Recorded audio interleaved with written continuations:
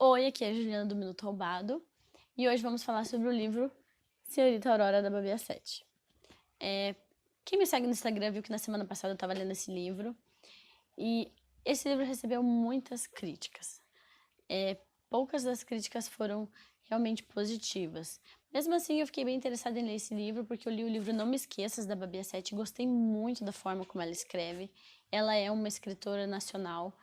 Então, assim, eu tenho dado um pouco de preferência também para os escritores nacionais, porque tem uns que são muito bons.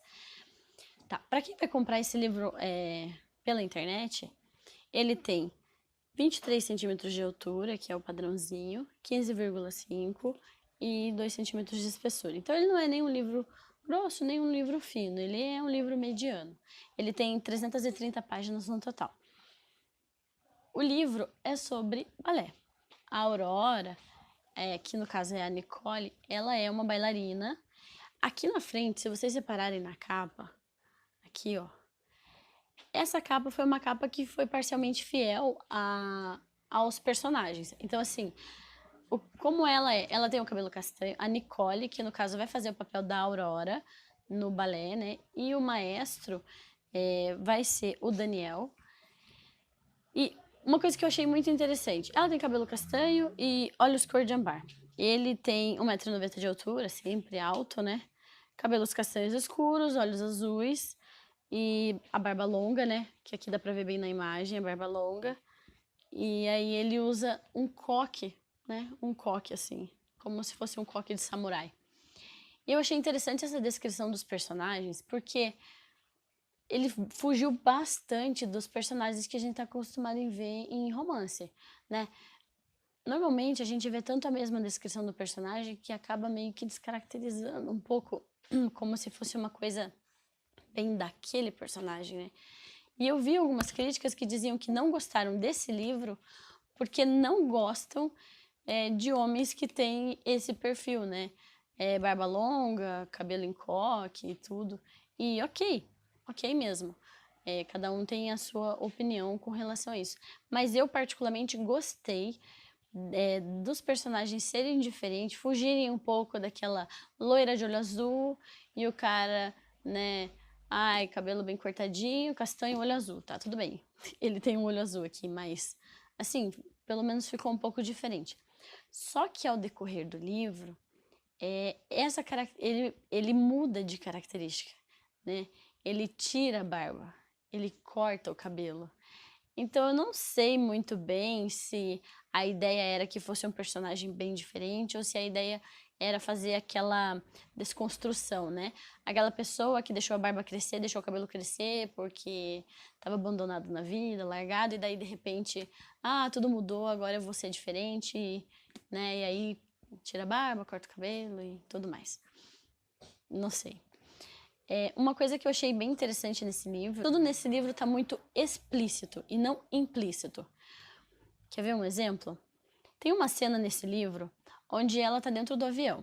E aí, ao invés dela falar assim, preocupação de mãe coruja, ela diz assim, preocupação de mãe coruja, eu tenho um sentimento com relação a isso, nem sempre eu gosto, às vezes eu me sinto pressionada e tal, e aí ela mentalmente, tipo, como se você estivesse ouvindo os pensamentos dela, ela discorre sobre aquilo, explicando toda a avalanche do sentimento dela. Só que fica uma coisa que parece que tem um didatismo, sabe? Como se fosse algo que a escritora quer ensinar. Então, o que ela faz? Ela coloca ali, ao invés de deixar implícito, né? Tudo bem, disse ali, mas a mãe coruja, todo mundo sabe o que significa a mãe coruja, todo mundo sabe o que significa a mãe super protetora, né? E tal. Então, quando você só coloca mãe super protetora, as pessoas já entendem que aquilo quer dizer que é aquela mãe que está sempre em cima, né? Que quer saber tudo o que acontece, quer participar e tal, e quer proteger, né? Mas nesse livro é bem explícito. Então, muitas pessoas talvez não tenham gostado desse livro por conta disso. Ele tem um didatismo, uma coisa de querer mostrar, querer deixar bem claro qual foi a opinião, querer incentivar. E aí começa aquela coisa de vamos ensinar como fazer isso. Um ponto negativo que eu achei nesse livro é até um pouco complicado falar desse ponto sem dar spoiler, mas tem uma coisa que acontece durante a narrativa do livro que ele guarda um segredo. Eu acho que isso tá até aqui atrás, dizendo que ele guarda um segredo e tudo, né? Ele guarda um segredo. E quando ela descobre o que é esse segredo, o que esse segredo representa, ela aceita assim, ó. É como se você pense numa coisa bem difícil que você pode contar para uma pessoa e aí, de repente, a pessoa, beleza, aceitei e decidi que minha vida vai ser assim, aí ela decide num rompante a vida dela, o que ela vai fazer da vida. Não que eu ache que ela precisava ter tido um preconceito com relação àquilo, com relação ao que ela ia decidir, mas é que o assunto abordado é um assunto bem problemático, é um assunto bem pesado. E o fato dela ter decidido muito rápido mostra assim que ela não tinha preconceito nenhum com relação àquilo. Só que, pelo que eu entendo, pelo que eu vejo, é um assunto que deveria ter sido abordado, discorrido com mais, sabe? Porque ficou muito assim, não, isso é normal. Não, tá tudo certo, isso é normal e tá tudo bem. E na realidade, eu acho que isso não acontece, porque é sim um tabu, é sim uma questão de preconceito, então ninguém decide tão rápido uma coisa tão grave, sabe? Uma decisão que pode mudar a sua vida inteira. E aí tem algumas outras questões. Por exemplo, o fato dele ser muito rico, né? O personagem principal ser muito rico. E aí eu acho que teve bastante coisa que era para dificultar bastante a história, mas ainda assim, no final, tudo transcorre muito bem. Os preconceitos, eles não é uma coisa que eles precisam lidar. Os personagens lidam mais com o preconceito que eles mesmos têm com eles mesmos do que o preconceito de terceiros com eles. Então eu achei um pouco, isso me trouxe uma certa estranheza com relação a esse livro. Eu gostei, acho que as questões que ela abordou são importantes, são. Tinha que ter sido abordado talvez numa esfera um pouco mais ampla, mas assim, também não tem como fazer um milagre em 300 páginas, achar que em 300 páginas a pessoa vai falar realmente sobre vários assuntos que são bem complexos e vai discorrer claramente.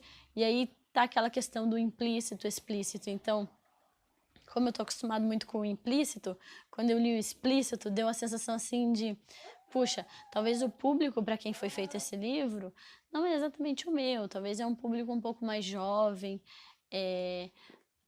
pessoas que talvez não têm essa leitura tão regular, né? E eu não desmereço nenhum livro. Eu acho que todos os livros que são escritos, eles têm um público que eles de alguma forma alcançam. E de todas as formas, todos os livros, eles trazem alguma coisa para a vida da gente. Então, assim, eu recomendo esse livro? Sim, eu recomendo esse livro. Eu achei que é um livro que tem uma escrita fácil, de uma leitura fácil. Tem algumas coisas que eu realmente me senti um pouco assim, mas não quer dizer que eu não recomendaria esse livro. Eu acho, inclusive, que o público que ele vai alcançar mais fácil é o público mais jovem mesmo, sabe? E com relação à história da bailarina em si, eu não consegui deixar de pensar durante o livro inteiro naquele seriado da Netflix, Dance Academy. Não sei se vocês já viram. É sobre uma bailarina australiana e tudo. E a história, ela meio que dá uma encaixada ali, sabe? Ela tem uma linha de história bem parecida, o enredo é bem parecido. E eu não consegui parar de pensar nesse seriado, e que também depois é um filme, acho que são, não sei se 3 ou 4 temporadas, e aí um filme no final. Então, assim, eu achei bem interessante esse livro, recomendo, acho legal. E se você não assistiu esse seriado, assista lá, mas assista se você gostar de seriado de adolescente, assim, né? Porque ele é um seriado bem tranquilinho, assim, sabe? E é isso. Essa é a minha opinião sobre o livro. E espero que vocês tenham gostado e até o próximo vídeo.